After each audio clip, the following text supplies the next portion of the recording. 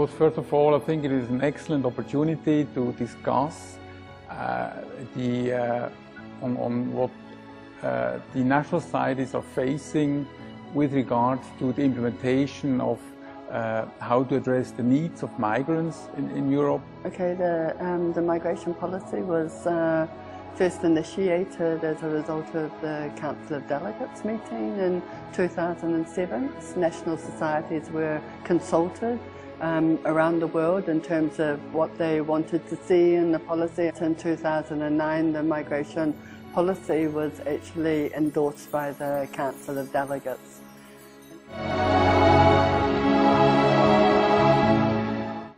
La leçon que j'ai tirée, c'est que c'est un spectacle de grands besoins humanitaires, avec des vulnérables qui ont besoin d'assistance, qui sont dans une situation un peu précaire, qui sont forcés au déplacement pour des raisons de conflits souvent armés ou bien pour des raisons de conflits naturels, de catastrophes naturelles. The national societies in Maghreb or in North Africa, like Egypt, of course, they are facing immediate effects still of the problems they had now 1-2 years ago. And plus now, of course, the pressure coming up from the problems which are occurring in the sub-Saharan zones and which, of course, seems to aggravate also and likely will not go away. So, while on the other side, I think in Europe, we see problematic that we talk more about protection aspects, but very often, of course, these national societies are also are solicited and somehow to try to help for return programs, which of course can be a bit sensitive. Forward. Then we have also discussed today a bit how can we mobilize, for instance, better networks which are existing. We have also discussed about the coordination, cooperation and partnership. La coordination est nécessaire chaque fois qu'il y a plusieurs intervenants. Pour poursuivre l'objectif commun, tous les efforts doivent être coordonnés vers l'objectif commun.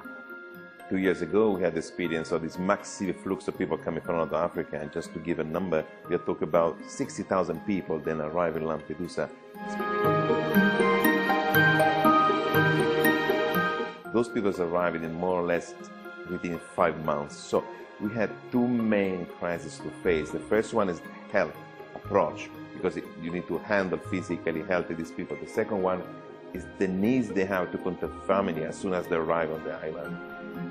We have been able to cope with these two cases with the support of the ICRC and all the movement. But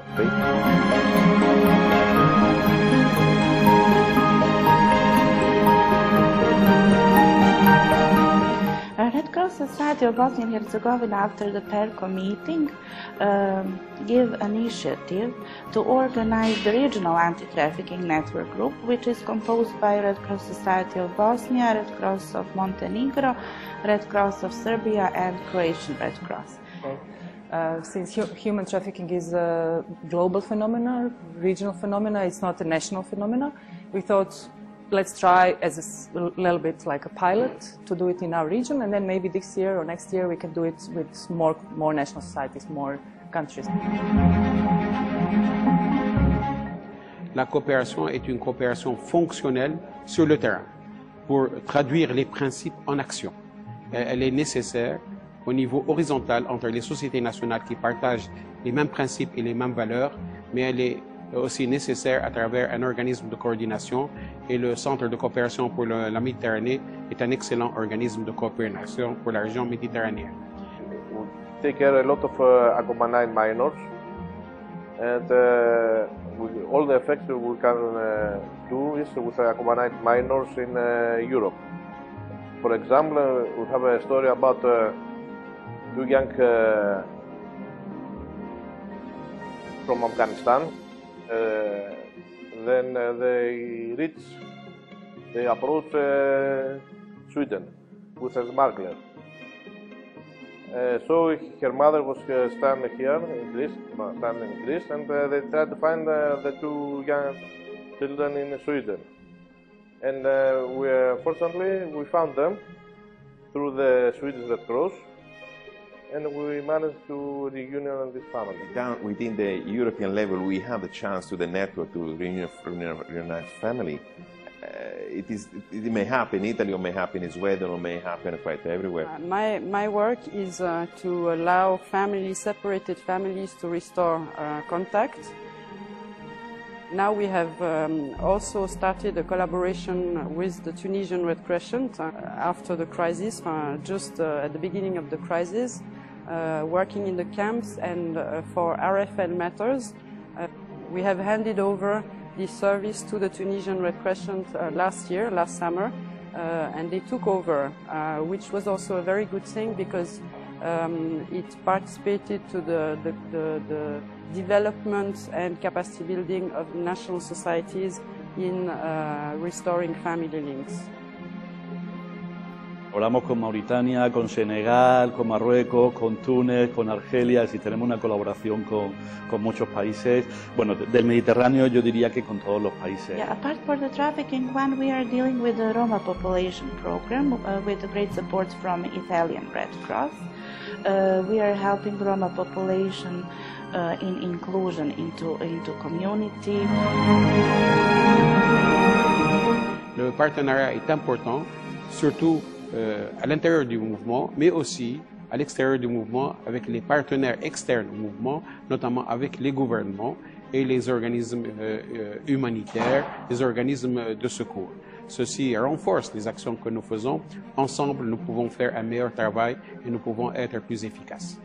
We're working with UN and other organisations globally to see what more we can do on some of these issues.